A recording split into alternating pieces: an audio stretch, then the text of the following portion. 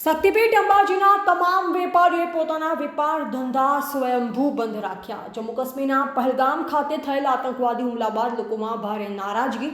અંબાજી શક્તિપીઠ સાથે ગબ્બર અને કોટેશ્વર તીર્થ સ્થળ પણ બંધ રહ્યા। ત્રણ ધામના વેપારીઓ દ્વારા પોતાના ધંધા વેપાર સ્વયંભૂ બંધ રખાયા। અંબાજી તરફના જળમાર્ગ ઉપર પાકિસ્તાન મુર્દાબાદ લખેલા ઝંડા પણ ચોંટાડવામાં આવ્યા। અંબાજી શક્તિપીઠના તમામ બજારો તેમજ તમામ વિસ્તાર બંધ જોવા મળ્યા। અંબાજી આવતા ભક્તોને તકલીફ ન પડે તે માટે અંબાજી મંદિર ટ્રસ્ટનું ભોજનાલય ખુલ્લું રખાયું। દેશદ્રોહીને કડક સજા થાય, આતંકવાદ નાશ થાય તેવી માંગ વેપારીઓએ કરી।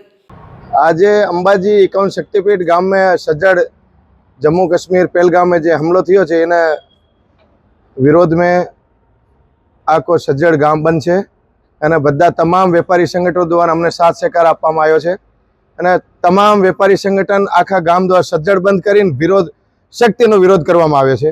આપ જોઈ શકો છો, ભક્તોને તકલીફ ના પડે એના માટે અંબાજી મંદિર ટ્રસ્ટ દ્વારા ભોજનાલય ચાલુ રાખવામાં આવ્યો છે અને આપ જોઈ શકો છો અંબાજીમાં સજ્જડ બંધ રાખવાના કારણ બહુ જનતામાં આક્રોશ છે અને દેશના જમ્મુ કાશ્મીરમાં આપણા પહેલગામમાં 27 લોકોના હિન્દુઓના મૃત્યુ થયા છે। તે ખૂબ જ દુઃખદની બાબત છે। આજે સમગ્ર અંબાજી, ગબ્બર, કોટેશ્વર વેપારી મિત્રો દ્વારા સંપૂર્ણ બંધ રાખી અને એનો વિરોધ કર્યો છે। ભારતમાં જે હુમલો થયો તે કડક કાર્યવાહી કરવા માટે અમે લોકો આજે બંધ કરીને સમર્થન આપીએ છીએ।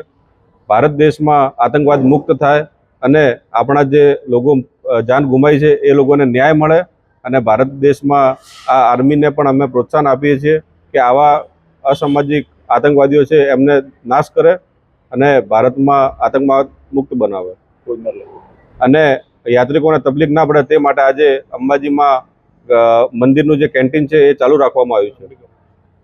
રિપોર્ટર પિયુષ પ્રજાપતિ, દાતા।